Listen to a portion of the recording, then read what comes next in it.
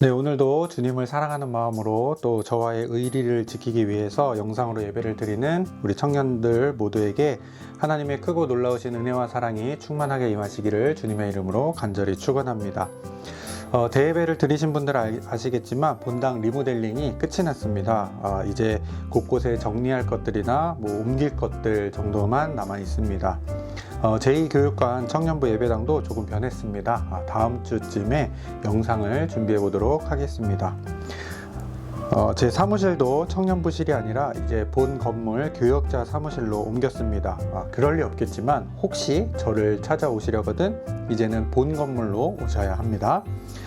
생일입니다. 13일 이준 청년, 16일 방혜진 청년, 19일 지승환 청년 생일입니다. 생일 축하하고요. 생일 선물은 기프티콘으로 보내드리겠습니다. 지난주 미션 당첨자는 자기소개를 한 모든 청년들입니다. 15분의 청년들에게는 어제 임원들이 선물을 보내드렸습니다. 계속되는 코로나로 인해서 영상으로 예배를 드리고 있습니다. 사회적 거리두기 및 코로나 확산이 약화되면 모이는 예배로 전환하겠습니다. 여러분들도 이를 위해서 좀 함께 기도해 주시고 교회와 리더 또 카페 공지사항을 잘 확인해 주시기 바랍니다. 카페 가입 꼭 해주시고요.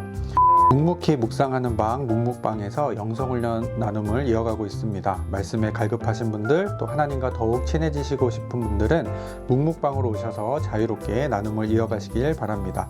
익명으로 참여하실 수 있고 이 단톡방 주소는 네이버 카페에 나와 있습니다. 원포인트 설교로 계속해서 창세기 말씀을 나누고 있습니다. 오늘 저와 여러분이 함께 나눌 말씀은 창세기 41장 50절부터 52절까지 말씀입니다. 제가 읽겠습니다. 흉년이 들기 전에 요셉에게 두 아들이 나되 곧 온의 제사장 보디베라의 딸 아스낫이 그에게서 낳은지라. 요셉이 그의 장남의 이름을 므낫세라 하였으니 하나님이 내게 내 모든 고난과 내 아버지의 온 집 일을 잊어버리게 하셨다 하며 차남의 이름을 에브라임이라 하였으니 하나님이 나를 내가 수고한 땅에서 번성하게 하셨다 함이었더라. 아멘. 네, 아마 작년에 같은 본문으로 제가 시간을 통한 성장이라는 제목으로 말씀을 전한 적이 있었습니다. 하나님의 발길에 채이다 보니 어느새 하나님이 인도하신 그 길 위에 있었다. 무의미하게 흘러가는 시간이지만 하나님께서 준비하시는 그런 시간이다라는 말씀을 전했습니다. 오늘 전하고 싶은 말씀도 크게 다르지 않습니다. 또 저와 여러분에게 하나님께서 주신 특별한 은혜가 있지 않습니까? 오늘 본문에 나오는 것처럼 잊어버리게 하는 은혜, 그 은혜가 우리에게 있기 때문에 잊어버렸다라고 믿고 그렇다고 완전히 똑같은 설교를 하지 않습니다. 우리 함께 말씀을 살펴보겠습니다. 오늘 말씀은 짧고 굵게 가겠습니다. 오늘 본문을 읽어보니 요셉은 벌써 이집트의 총리가 되어 있습니다. 지난주에 형들의 시기와 질투 때문에 노예로 팔려갔었죠. 여러 우여곡절이 있었지만 요셉은 형들의 비아냥거림 그대로 꿈들의 주인이 됩니다. 이집트 왕의 꿈을 멋지게 해석하고 이집트의 2인자 총리가 되죠. 왕의 꿈은 이집트에 7년간 큰 풍년 그리고 이후에 7년간 큰 흉년이 올 것이라는 예고였습니다. 오늘 이야기는 50절에 이렇게 시작하네요. 흉년이 들기 전에 일어난 일입니다. 요셉은 두 아들을 낳았고 그들의 이름은 각각 이렇습니다. 첫째, 므낫세, 내가 당한 모든 고난을 잊게 하셨다. 둘째, 에브라임, 수고한 땅에서 번성하게 하셨다. 요셉에게 있어서 이 시기는 그의 인생에서 가장 평안하고 안정된 때였습니다. 7년의 풍년이 지속되는 동안 요셉에게도 풍요로움이 생긴 것이죠. 특별히 그에게는 시간이 아주 풍요로웠습니다. 하루하루를 매우 바쁘게 살아가는 여러분들일 테지만 인생에 있어서 어느 순간 우리에게도 이런 풍요로운 시간이 찾아올 때가 있습니다. 어떻게 보면 코로나19 때문에 요즘 우리에게는 억지로 또 강제로 풍요로운 시간이 주어지신 분들도 계실 겁니다. 풍요로운 시간은 느닷없이 어려움 가운데 또 원치 않을 때 찾아오기도 하고요. 어쩔 때에는 모든 일들이 아주 순조롭게 풀린 뒤에 이 요셉처럼 여유로울 때 찾아오기도 합니다. 바라기는 여러분 모두에게는 이런 모든 일들이 잘 풀린 뒤에 풍요로운 시간, 여유로운 시간들이 찾아오기를 저는 간절히 원합니다. 하지만 인생은 우리 마음대로 되지 않죠. 풍요로운 시간이 어떻게 찾아왔든지 우리는 그 시간을 잘 보내야 합니다. 준비를 해야 합니다. 요셉의 이 풍요로운 시간에 하나님은 요셉 안에 있던 문제들, 상처들을 씻어내십니다. 요셉이 낳은 아들들의 이름이 바로 그것을 증명합니다. 첫째 아들의 이름은 므낫세입니다. 내가 당한 고난을 잊어버렸다라는 뜻이라고 하죠. 요셉은 마음의 상처, 그것을 잊어버렸습니다. 마음의 상처는 잊을수록 우리에게 좋습니다. 그래야 그 자리에 다른 좋은 것들을 채울 수 있기 때문입니다. 마음의 상처를 받으면 대부분 사람들은 두 가지 반응을 보입니다. 하나는 원인 제공자에게 분노하거나 혹은 자기 자신의 탓을 하는 거죠. 그러니까 스스로를 자책하는 겁니다. 분노하거나 자책하거나 둘 다 더 많이 다치는 쪽은 우리 자신이라고 합니다. 그런데 좀 더 현명한 방법으로 마음의 상처를 대비하는 사람들이 있습니다. 바로 상처받기를 택하는 대신 다른 것들로 채우는 것입니다.